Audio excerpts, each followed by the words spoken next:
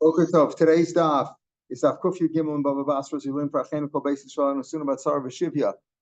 Says the Gemara, we're about halfway down on the page, Kuf Yud Gimel off where we left off yesterday, right? Smack in the middle of the page. Amar Rabavu, Amar Rabbi Yochanan, Amar Rabbi Yanai. Rabavu said the name of Yochanan, who said the name of Yanai, and said it in the name of Rabbi, Amar Rabbi. Umatu Ba Mishmeid Rabbi Shub Karcha. Some say it wasn't the name of Rabbi, but rather the name of Bishub Karcha. Who was it? Bishub Karcha. That was Rabbi Kiva's son. Rabbi Kiva was also called the Karcha because he was bald. Okay, Minayin, here's the question. We've learned the last few days that we discussed the order many times. What's the order? That if a man dies, first goes to his son, no son, goes to the daughters, no daughters, it goes to his father, and if his father's not around, it goes to his father's sons, right? And if the father had no sons, it can go to the father's daughters. Okay, in each case, if there are none of them, it goes to the father's brothers, and then on to his progeny. That's what we've discussed. Now, what about a husband and a wife? So we said that a husband and a wife, we discussed that there were three cases in the Mishnah back in Kufches where you inherit from that person, but you don't inherit to that person. What were they? So we said, we said those are here. We said, a man inherits from his mother, but he doesn't inherit to his mother. If a man dies, his mother doesn't get any Yerusha. Son dies, his son doesn't, goes all to the father's family, right, or his own family. A man inherits from his wife. We said that, but the wife doesn't inherit from the husband. She gets her ksuba, whatever they had a contract on, but she doesn't inherit the lachs of Torah of inheriting. She does not get from her husband. Okay, and we said Bal Yoshishto. Actually, the Baal is first in line.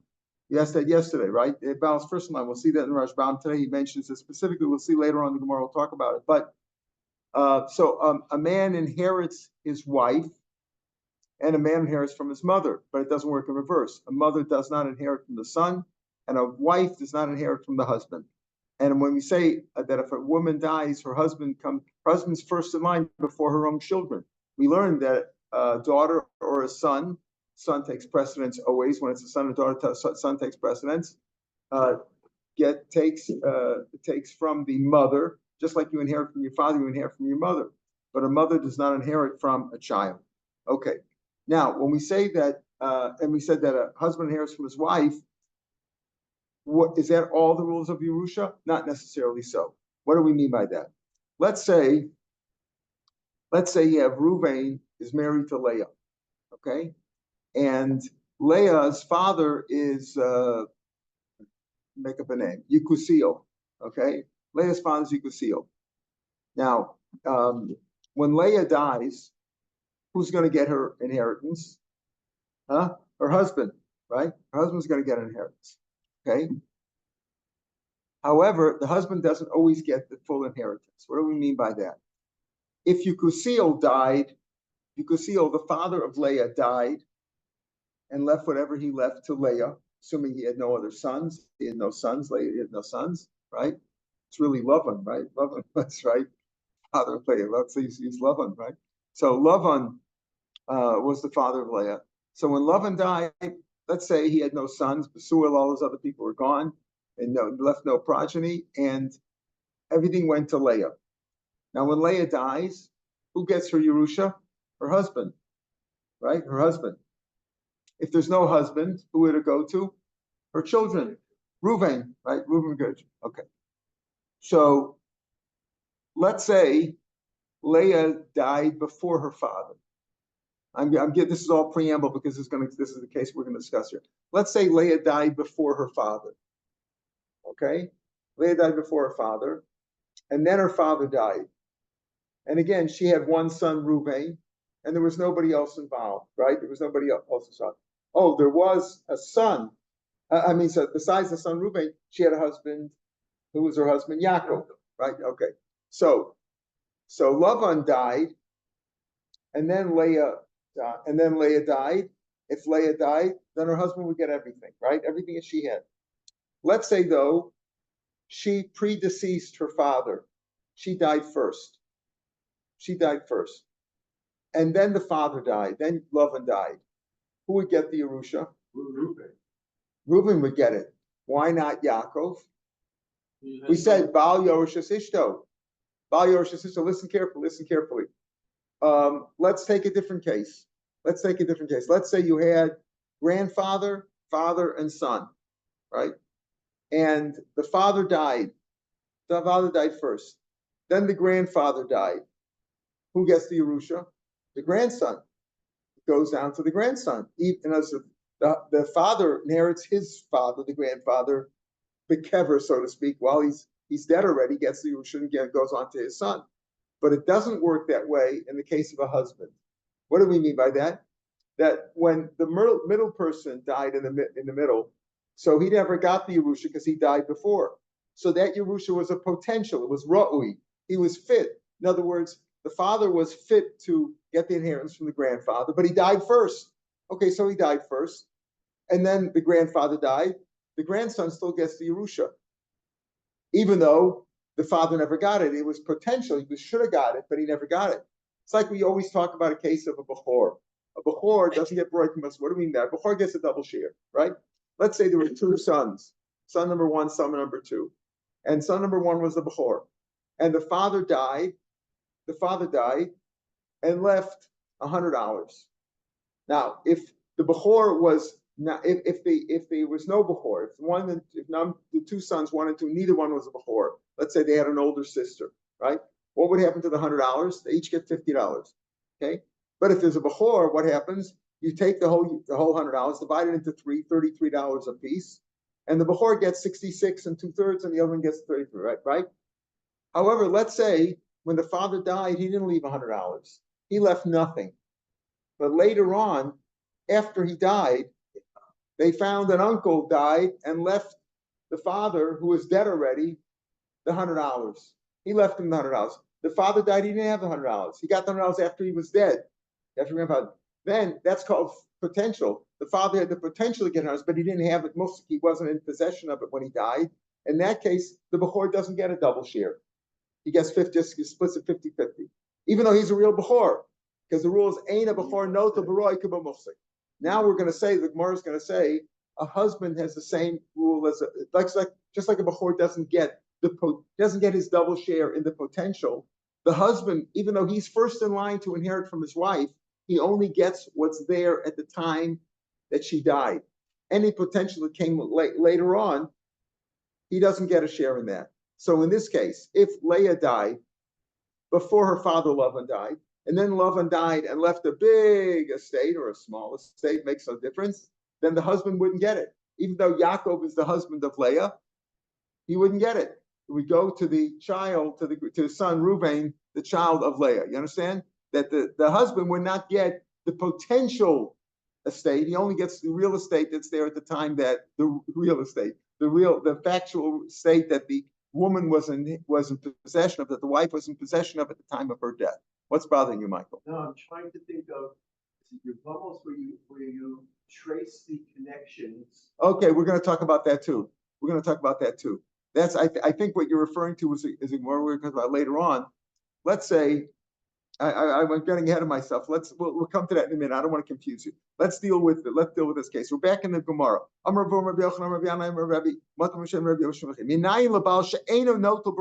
do we know that a husband, even though he's first in line to a wife, he does not get the potential? He only gets what's there when she died. He doesn't get any money that would have come, money or assets that would have come later on.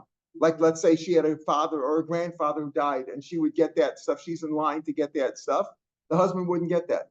That would go to her children, right? That would go to her children. He says, how do we know that? How do we know that the husband doesn't get Baroy Kumos? How do we know he doesn't get the potential? Shemer says, same sikkim we used yesterday to try to prove that a husband inherits from his wife.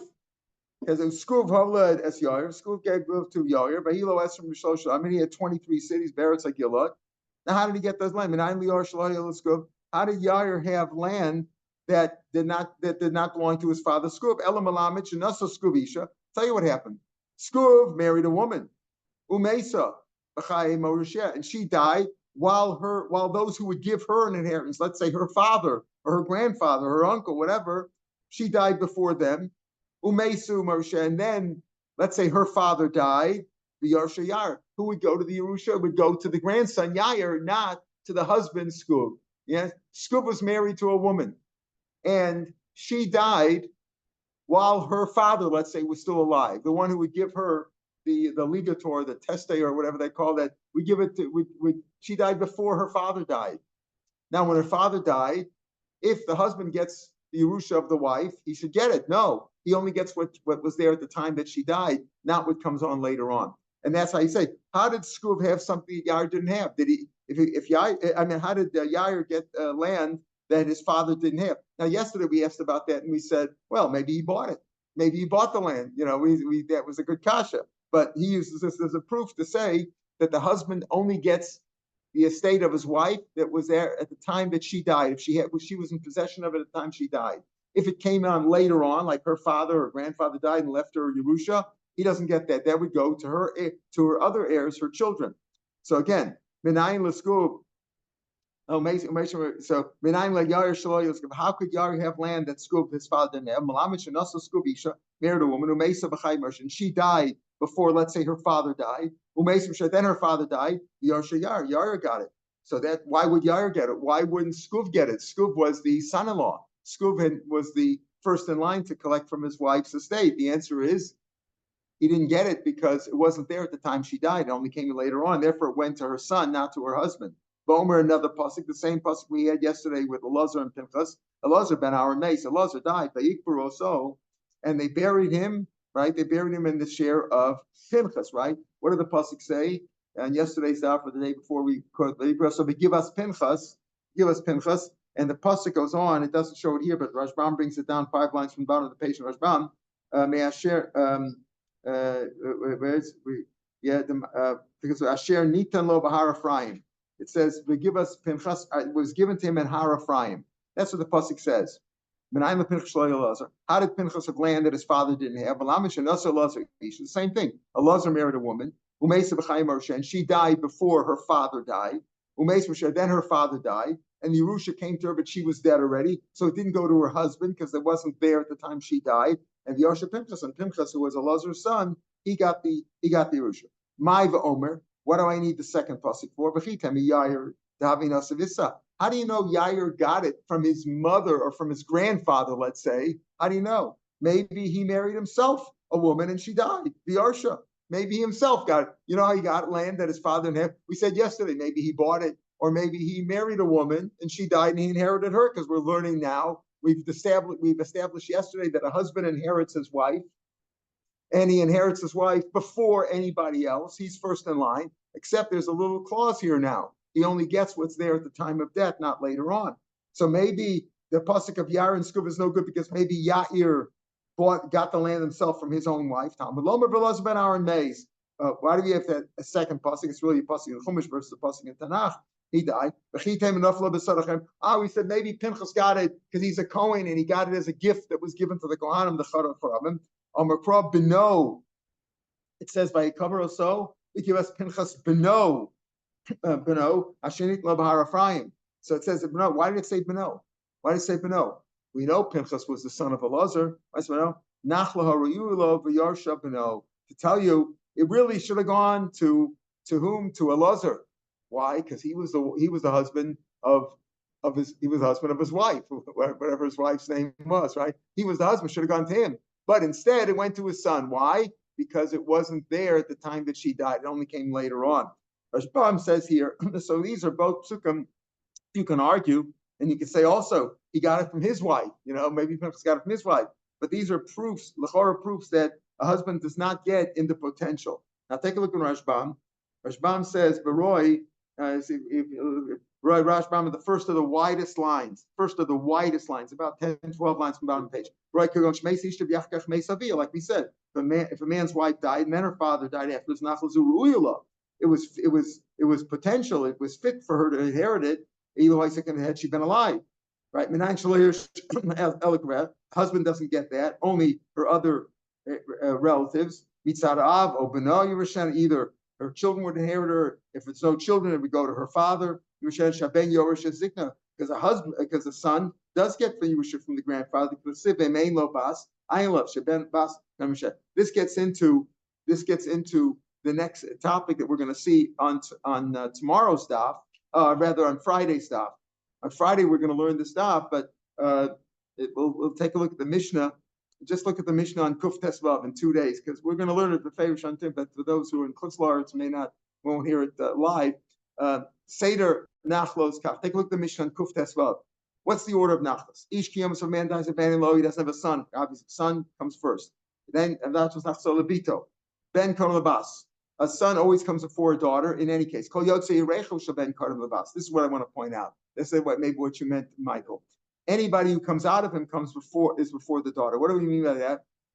And then the Mishnah goes on that in every case, the daughter comes before, let's say, the brothers, right? But it means this. Let's say a man died, right? Yaakov died, and he left 2 sons, Shimon and Levi. No Bechor. Very simple. Shimon and Levi, right?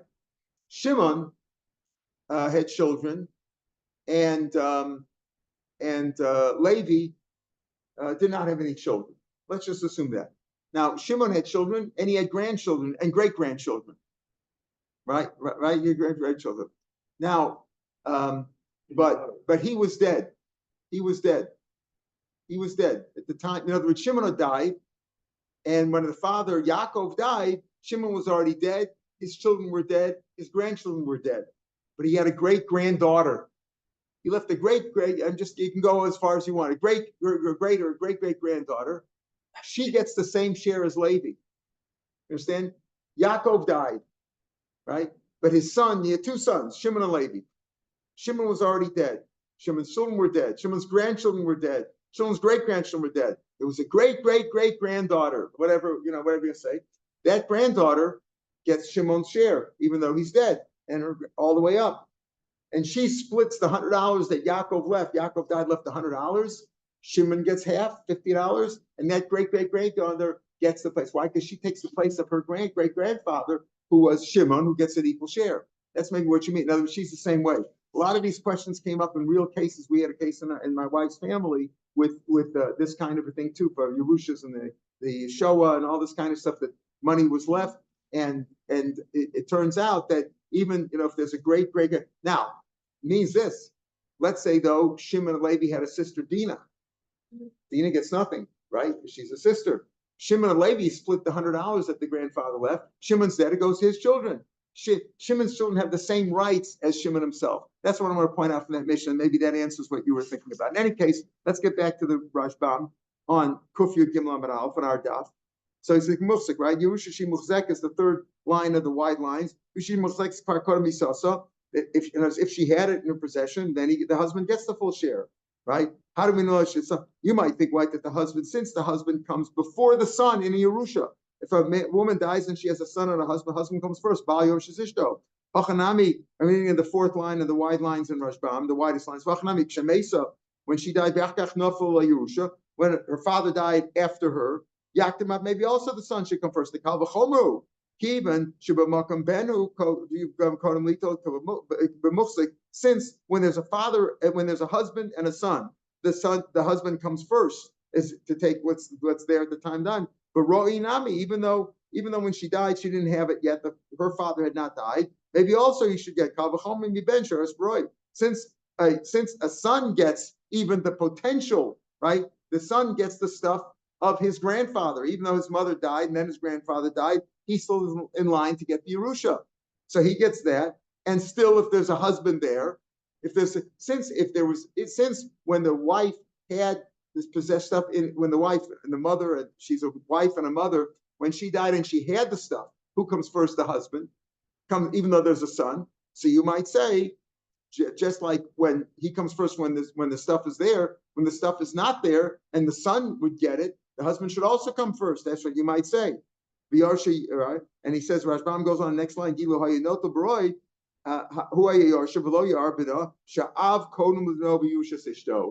husband comes before his own son, certainly before the son, if it's not her son, meaning even if it's his son, if a fight breaks out, and this is what we're talking about over here, who gets the Yerusha? When Elazar died, when Elazar died, the son buried him, right? Son buried him in his son's estate. How did the son Pinchas have an estate? The answer is because Elazar married a woman, and she died before her father, and after she died, the grandfather, her father, the grandfather, the Yusha went down to Pinchas. But Elazar said, maybe I should come first. I'm the husband, right? No, but it was only potential. And Rashbam says a couple lines later, Rashbam says, how do we know that? The Gemara says, how do you know that? How do we know? Maybe Pinchas got it as a Kohen. He got it as a gift. The Kohen gets a gift of Sedach Haramim. Of says, Beno, Beno, Nachlas Aruyalo, B'Yashbeno. Why did it have to say Beno? So Rashbam says two pshat. One pshat is because he learns from the words, Rashbam, 5 lines from the bottom page of the Gemara. The pasuk goes on. It says, the pasuk says, Vayikru, they buried Elazar where? In the Vayikru, so give us Pinchas, Asher Nitan Lo Bahar Ephraim. So Rashbam says they were died from those words. The Mashma Shabola Din. Elazar went to a din Torah with his own son. You ever hear that about a family fight and they took each other to court? It's never happened, right? You see this, Elazar and Pinchas. Elazar went with his own son, Pinchas. Pinchas is a tzaddik, Elio and Navi, right? We took Elazar to a din, Al Esek Yerusha. Who's going to get the Yerusha? Lo, Yashmano. This Elazar married this rich woman. He said, oh man, the father-in-law's got a lot of money. I'm really in line to, when he goes, well, if she dies first, I'm going to be a rich man. Turns out she died first. And then when her father died, he didn't get a penny. He went to the grandson, right? That's why we're going to love a bit Bezdin. The Pinchas Beno, the Fishain about not breaking. So Rob first bet is because it's Asher Nitan Lo Bahar Ephraim. It was given to him in Har Ephraim. How was given? Like there was a machlokas there. They went to a court and it was decided to give Pinchas. Then Rashbam brings down in the 4th line from the bottom page, since it says Vaikra Beno. Why did it say Beno? We know Pinchas was the son of Elazar. We know Pinchas that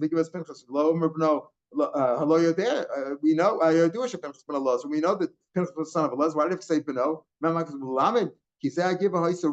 It was really fit for Elazar. Elazar was the potential heir, right? If his father-in-law had died first and then his wife died, Elazar was in line to get it, not the grandson. But it turned out that the wife died first. So when the grandfather died, when Elazar's father-in-law died, it went to Pinchas. And that's why it's called Beno, to tell me it really should have gone his, but instead it went to the son, went to the grandson because she died before, because the wife died before her father died. Okay, so that's the halacha. That a husband inherits his wife. He's first in line. She might have 100 children from other husbands, from other children, other husbands, whatever, or from her, or his own children. He's first in line, but only in what's there at the time that the wife died, not that was potentially come later on.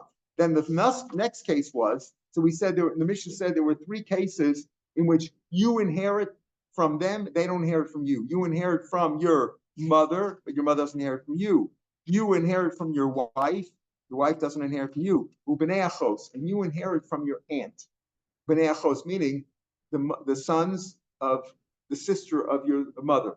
If you are a son, right, the sons of the sister of your aunt, right? Your aunt's sister is your mother, right? Your aunt's sister is your mother, and you are her son. That's bnei achos. You are the son of the sister of the deceased. That means the son of the aunt. Now, so there also, you inherit from her. She doesn't inherit from you. She can't inherit from you. How would she inherit from you? Via your mother. But your mother doesn't inherit from you, so she couldn't get it either. It's almost redundant to say bnei achos tana. The sons inherit, meaning you inherit. If you're a son, you inherit from your aunt. What does that mean? Your aunt died. She had no husband, no children, no parents.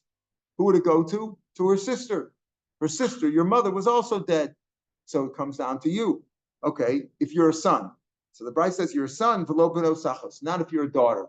What do you mean? Daughters always inherit like sons. They don't come first, but they inherit.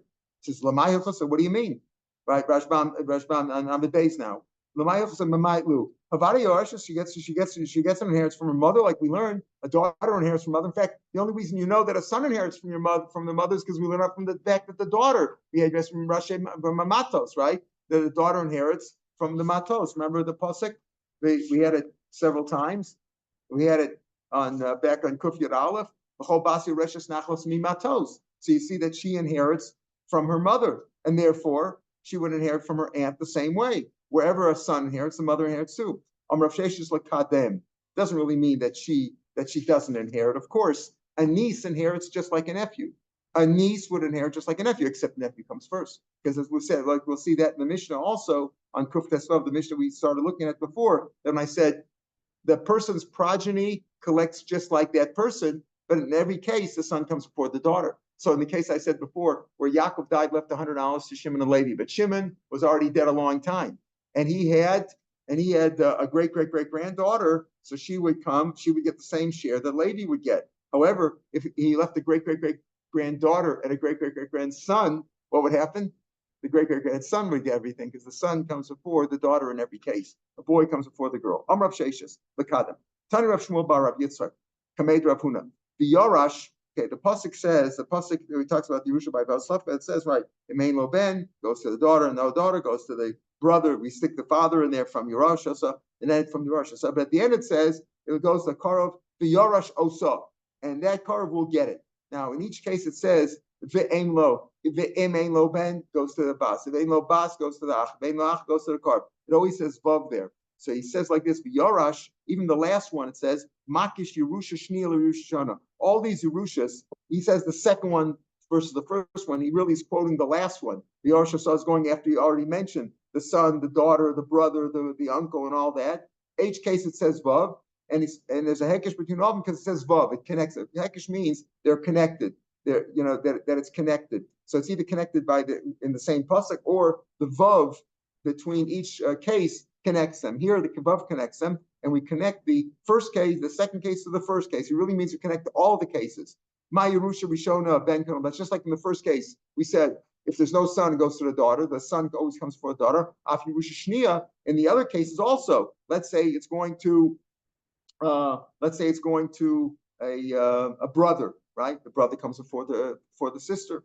In every case, the brother comes before the sister. As it goes to your father, right? Your father's dead, it goes to his children. Who are his children? He had a son or a daughter, it goes to the son first. If he didn't have a son, he had a daughter, it would go to the daughter. The son always comes before the daughter. Ben Kon Labas in all these cases. And Rashbam says, take a look at Rashbam in the narrow lines, when the lines get narrow. Because it could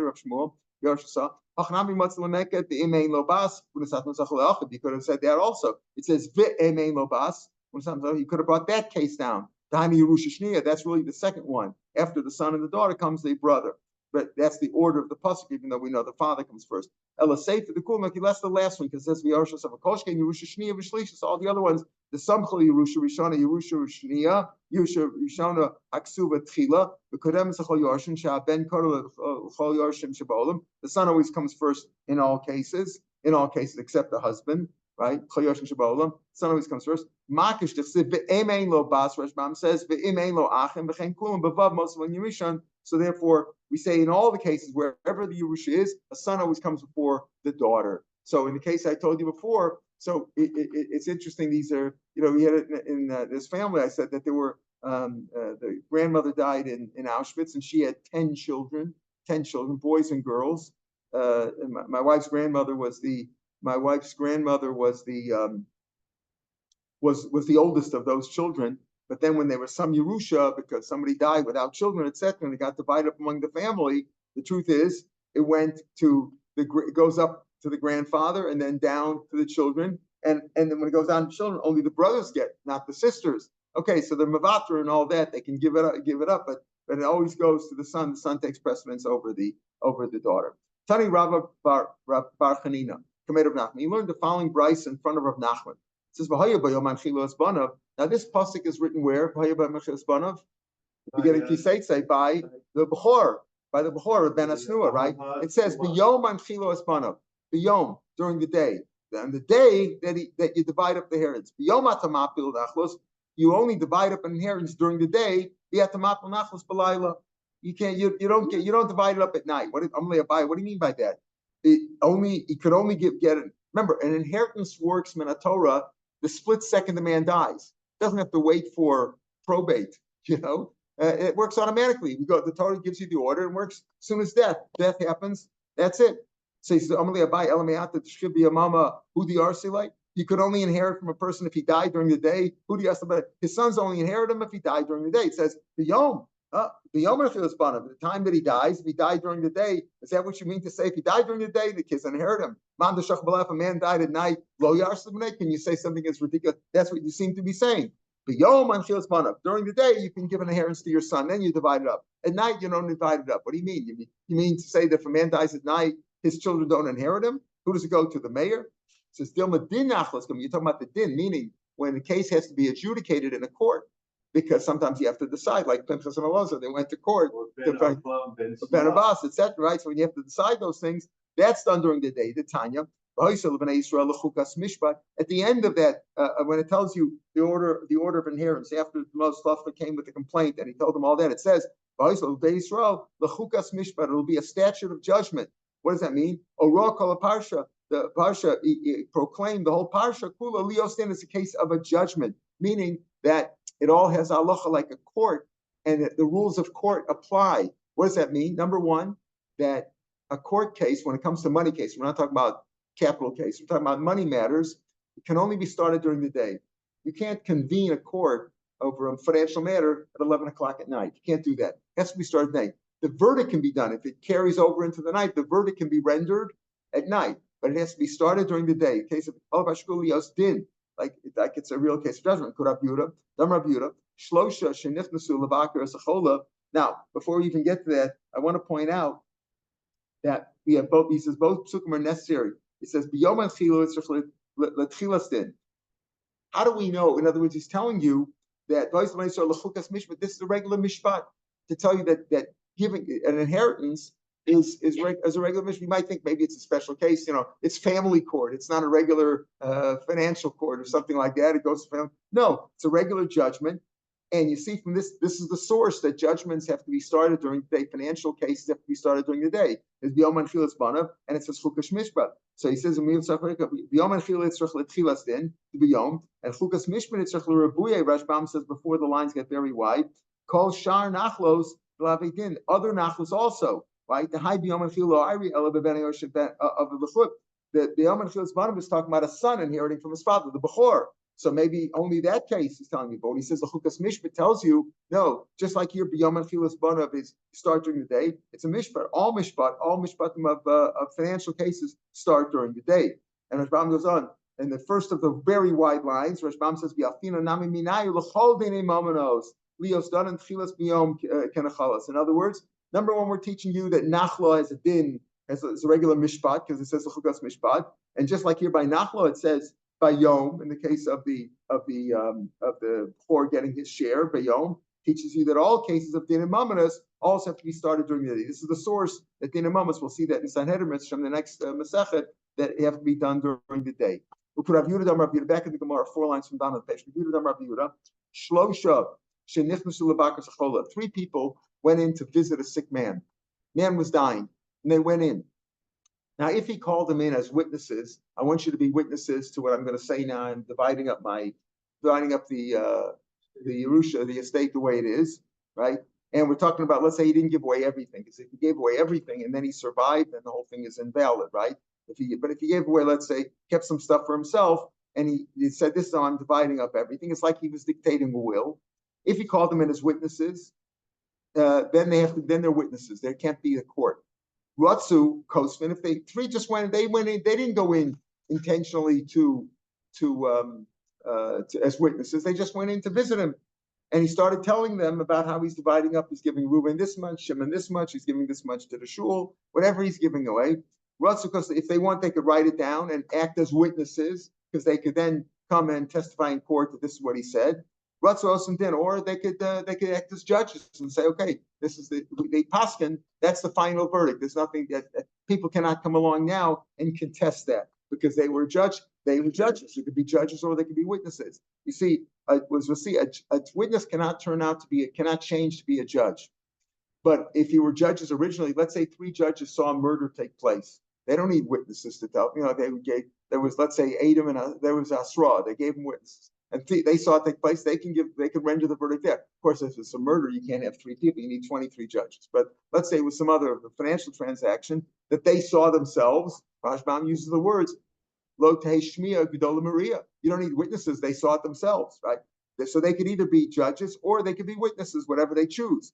Shnayim, if only two people went in to visit the sick, two people can't be a judge. You need a court of three. Shnayim can only be witnesses. Kos from Deinos, and then they cannot make a judgment because they don't do a judgment with two. Remember, Shmuel says that you could, that certain case you could do judgment with two b'diavad, but lachachil you should. Rav Chisda says in the last line of the Gemara, Lo Shanal B'Yom. That's only if they went in during the day to visit the sick man. Aval B'Layla, when they went in at night, when a court cannot convene at night, as we just said, a financial court can only convene during the day, right? They went in at night. Afilu Shlosha, even if three of them went in, and they could write down the testimony, and then, just to refresh their memories, they could do that. But they heard him, and then they could give testimony about that. And they can't be in my time.